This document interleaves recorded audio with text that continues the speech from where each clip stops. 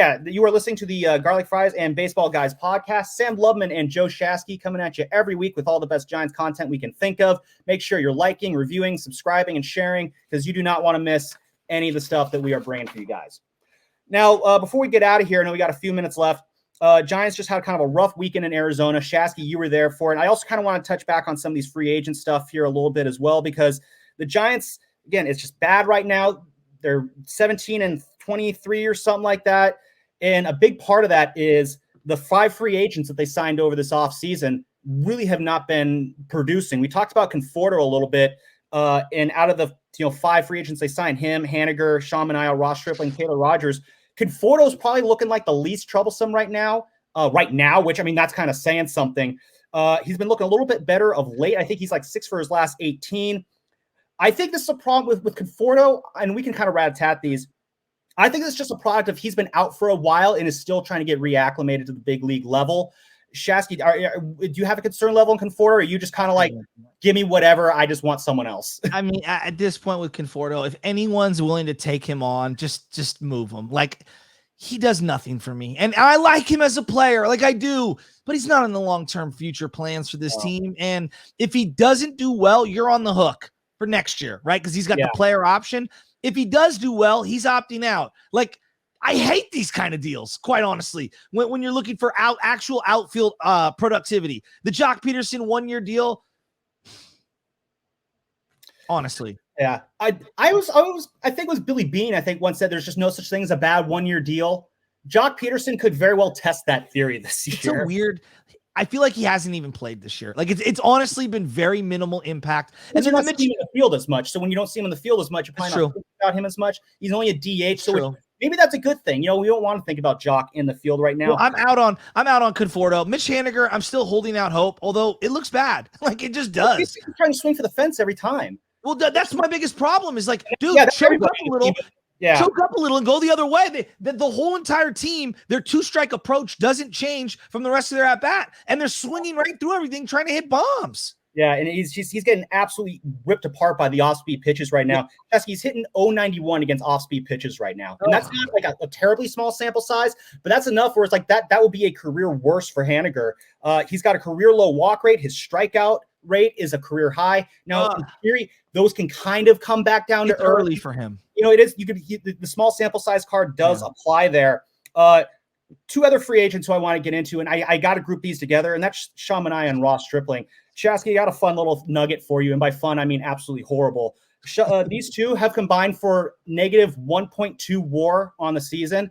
That is negative 1.2 WAR less than the guy they replaced, Carlos Rodon, who has yet to throw a pitch for the Yankees. So based off WAR, Carlos Rodon has been more valuable for the Yankees than Sean Manaea and Ross Stripling. There's a little bit of context there, but still, that's just how bad it's been. 7.53 combined ERA in 55 innings. That's not a cheap 7.53 ERA. That's a well-earned 7.53 combined ERA.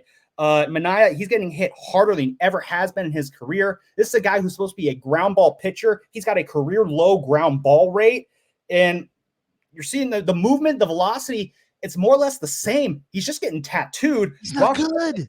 Ross Stripling's not good. Case of the home run-itis right now, and I thought it was completely like the Giants. They pride themselves in kind of putting guys in a position to succeed. Having Ross Stripling follow up John Brebbie on Friday night in Arizona, a place where the ball can jump a little bit more. Because people don't know. We all think Colorado is at elevation. Phoenix is also pretty high up there in the elevation level. So the ball, it jumps a little bit there as well, too. No, the ball flies. Yeah, the ball really does fly there. So you got Stripling, who's having a serious issue with keeping fly balls in the yard, and then you have him pitch in Arizona like that, and he immediately gives up 2 home runs. I mean, that's just negligence on the Giants' part. I get you're committed to these 2 pitchers. You want them to turn things around. Why are they committed to them? They're old and washed. They need them to pitch well enough so they can opt out of these deals and not come back next year. That's the goal. I mean, you sign these guys to hope that they don't want to come back next year. That's the problem. And herein lies a major flaw with the Giants' philosophy. When you build your teams on, damaged goods, hoping that you can fix them, sometimes you're going to get some goods that are just straight up damaged. And the Giants, which this was a miserable offseason to begin with, these guys are somehow making this miserable offseason even more miserable. Well, here's the silver lining on all those things that DeSclafani actually looks good. So he looks good as a bounce back. Like, I really like him. This is a horrific bullpen. Like right now, there's not many. Who do you trust? Like, let's go process of elimination. Forget who you don't trust. Who do you trust in the bullpen? Probably Camilo Doval. Okay. Is number one right now. And then I would probably. And he's very young. Yeah. And then probably only because I love touching hot stoves and not learning my lesson, probably Tyler Rogers. Okay. So 1.5 guys. Yeah, I want to throw another name at you that I don't think you're going to be expecting in terms of Alexander. I don't think you should trust him yet, but you can maybe lower your guard, and that's Taylor Rogers. Now, the ERA, it doesn't look good right now, but this is a guy who in his last 10 appearances, 8 in a third innings, he's given up a goose egg in the runs division. You know, he has not given up a run. The last time he gave up a run was when he gave up a 4 spot to the Dodgers back on April 12th that saw his ERA skyrocket. And he threw the glove in the garbage. Yeah, maybe it worked. I know. Garbage, kids. That's how you break out your slumps. Taylor Rogers, he's been a lot better. He's getting more ground balls. He's still getting the ball up in the air a little bit more than I'd like. But, you know, a couple weeks ago, we were really on edge whenever Taylor Rogers would come in. And again, I'm not saying that, okay, Taylor Rogers, we're good there. He's all nails right now. I'm less nervous about Taylor Rogers right now, and knock on wood that kind of continues. Look, I don't trust this bullpen at all. They had a guy Beck pitch over the weekend. I'm like, who is this guy? He's the guy he's the guy the Giants got for Mark Melanson. Great.